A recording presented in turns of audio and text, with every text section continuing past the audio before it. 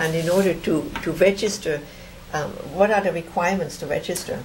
They ask that people be able to swim 1 mile in under 40 minutes. Ideally, people have had experience in open water as opposed to just a pool, but they allow people who can swim a mile in that amount of time to register as well. But it's all self-policed. They take you at your word when you register. And they do have people out in kayaks. They have lifeguards there, so if anybody does have a problem, there's somebody standing by to help out. Yeah, and what are the expected times of the fastest swimmers? You know, I don't know that. I would think that some of the faster ones would be 25, 30 minutes, but I was not at the 2008 race, so I don't actually know what the winning times are. I don't expect to be one of them. So you think you'll be around 40 minutes? I'm hoping between 30 and 35 minutes. So. Oh wow! Yeah, so we'll see. Well, it's very exciting, and yes. And to see all these people in there. And how many people will be swimming? 150 people have registered. The first race in 2007, I think, had about 60 or 70 people. In 2008, they've increased it to 100, and then last year and this year they increased the number to 150, and it has filled up each year. So there are a lot of people who are eager to do this. Because of the rain date, it's possible that not all the people who registered will be there, but I imagine very close to that many. That means there might still be some slots open? I don't know that if they've reopened registration. I'm not sure. You could check with the Charles River Swimming Club's website to see if they've done that. And I think there are also some Cambridge swimmers that will be participating. Yes, I think I know there are at least 5, but I think there are probably more. We sent out a call to all the registered swimmers to let us know if we could put their names out to the press, and we heard from a number of them.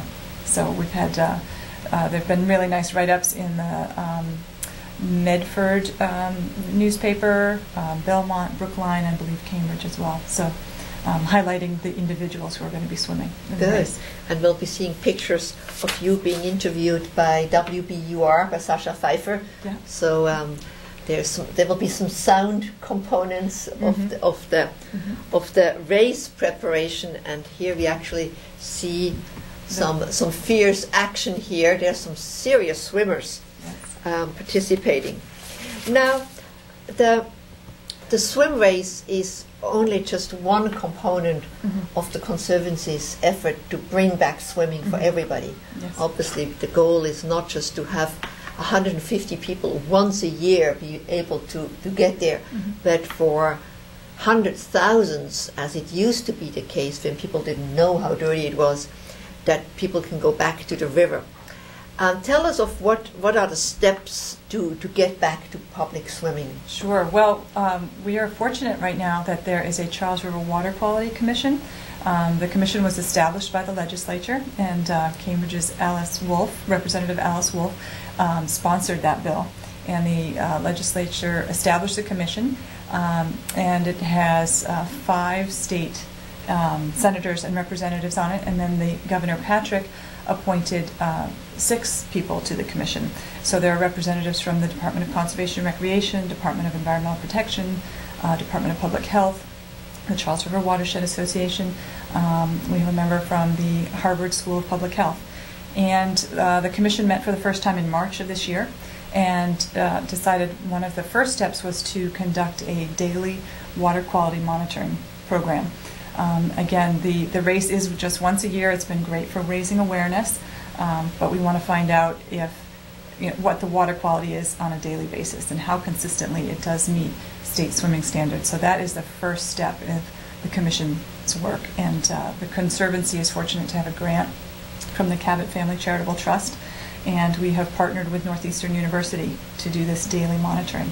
We have a wonderful graduate student named Shadan Ruan, who is going out every day biking. She bikes from Northeastern to 5 different sites along the river, and she's had some really hot days to be out there, and we do it at midday. All right. This map shows the 5 sites where the monitoring is being done. It might be hard to read. Maybe you can just read us where those sites are. Yes, so the farthest upstream is in the vicinity of Magazine Beach, which was a historic swimming area, and there's now a DCR pool there. So that's our upstream location, our most upstream location. A little bit farther downstream, we are taking samples at the MIT Sailing Pavilion. Very fortunate to partner with them and have them provide us with access there. And farther downstream then at North Point Park, which is just below the Museum of Science. We have still in Cambridge, yeah. Yes, we still have a sampling point there.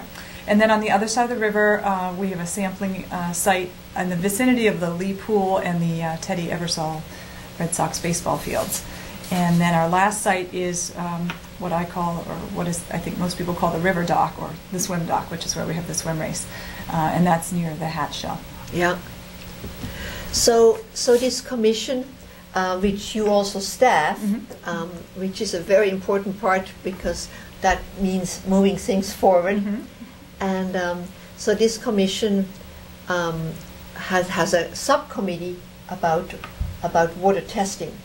Yes, the commission, when it first met, established 3 subcommittees. The first one, excuse me, was water quality, and that subcommittee met in April, and that has an even wider representation. We have people from Massachusetts Water Resources Authority, EPA, different universities, so that we really brought in experts in water quality for that subcommittee, and that is the active subcommittee right now. As we conclude the water quality testing and have our results, the next step will be to establish the engineering and technical issues subcommittee, which will then look at the site that has the best water quality, or perhaps sites, and look at some of the other issues that might need to be resolved. For example, polluted sediment, or access, or dealing with traffic, so boat traffic in the water, or issues on land. So there's a wide range of things. Even once we determined, how consistently the water quality is meeting the swimming standards, there's a lot of other things to consider.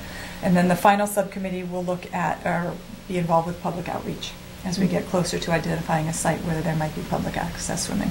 Yeah. So a lot of steps, but maybe even before there's a particular fixed site, there might be some swims in various areas where people can register and then move from site to site. So that is kind of maybe an in-between step. Yes, I think this will happen in phases. Yeah. Now you mentioned water testing.